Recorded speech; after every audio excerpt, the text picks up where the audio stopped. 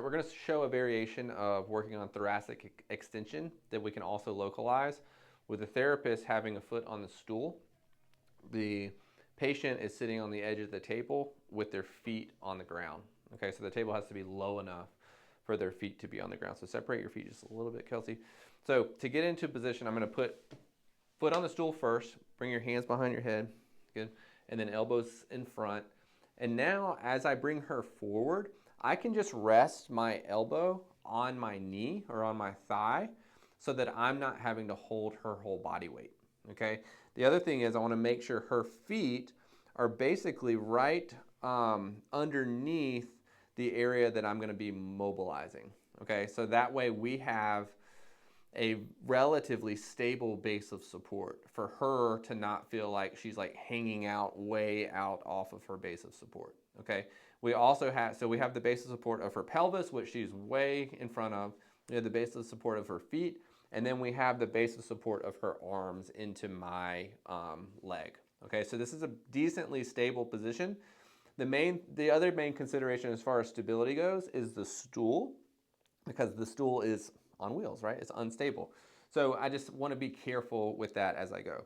Now I bring my treatment hand. I use a key grip here to get on either side of the spinous process. And what I can do here is just, I have her kind of translated forward or anteriorly, sheared forward anteriorly. And now I can just see as she approximates towards her end range, I can get segment by segment and just assess which segment is not moving in the anterior direction. And so I am very interested in right here.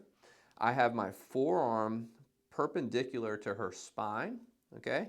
It's because I want to create an extension moment, okay?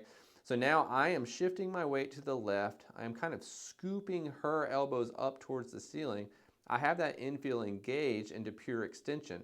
I could also kind of play around with, if I rotate her one way versus the other, I could also use my body a little bit to shear her away from me or towards me. And right now I feel like if I shear her away from me, rotate her towards me, I get the hard infield that I want. Now I have her engage her feet into the floor, and I have her engage her arms down into mine. And now I just hang out on that hard infield and let it go. See if I can take up the slack, which I can. Shear away, rotate towards, and then again, engage feet, engage arms, and relax, okay? And I could work through as many segments there as I'd like to, continuing to localize in all the ways that I outlined. So this is working on thoracic, mainly extension, with an anterior shear component, with a therapist having the option to have a foot on the stool.